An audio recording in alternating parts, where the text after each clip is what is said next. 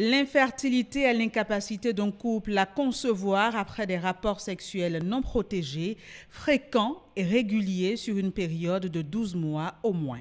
Complet, c'est-à-dire toutes les étapes, il ne faut pas sauter sur la femme, il faut suivre toutes les étapes, la préparer jusqu'à aller jusqu'au bout. Et fréquent, c'est-à-dire 3 fois par semaine et régulier toutes les semaines de l'année. Et sa contraception par ailleurs, voilà, qu'on parlera d'infertilité de couple. Dans le cas de l'infertilité masculine, rares sont les symptômes apparents. Et pourtant, un homme peut avoir des difficultés à engendrer une grossesse naturellement. Une situation imputée à plusieurs facteurs. Chaque infection qui touche n'importe quelle partie de l'appareil génital de l'homme peut donner à la longue une infertilité. Il peut s'agir aussi de causes liées aux troubles des hormones. Et là, le testicule répond mal ou ne répond pas. Il peut s'agir également d'anomalies génétiques.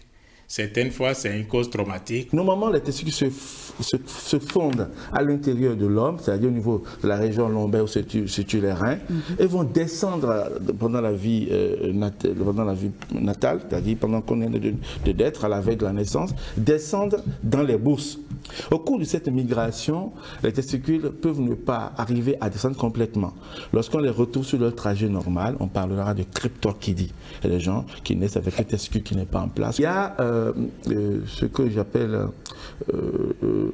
l'orchite ourlienne, c'est-à-dire l'oreillon. Lorsque les petits garçons font des oreillons, il faut les amener à l'hôpital pour qu'on les soigne bien, soit vers les urologues, soit les infectiologues. Et il faut bien les traiter parce que cette infection virale, d'accord, va avoir comme conséquence la destruction testiculaire. Souvent découverte de façon fortuite à l'occasion d'un bilan, l'infertilité masculine n'est aujourd'hui plus une fatalité. Il existe désormais des techniques de procréation médicalement assistées.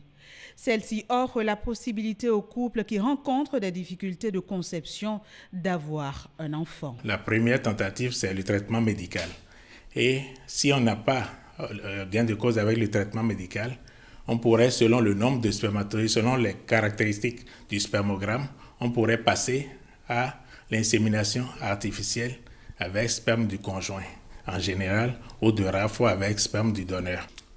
Il y a l'insémination artificielle, qui consiste en fait à recueillir le sperme, à travailler le sperme au niveau du laboratoire, éliminer les spermatozoïdes les moins performants et n'obtenir que les spermatozoïdes performants pour pouvoir faire leur injection au niveau de l'utérus, afin que ces spermatozoïdes se rapprochent du lieu de fécondation qui est la trompe. Lorsque on fait 1 ou 2 tentatives au niveau de l'insémination artificielle sans résultat, on doit recourir à ce moment à la fécondation in vitro. Le meilleur traitement naturel pour favoriser la fertilité chez l'homme implique une hygiène de vie saine.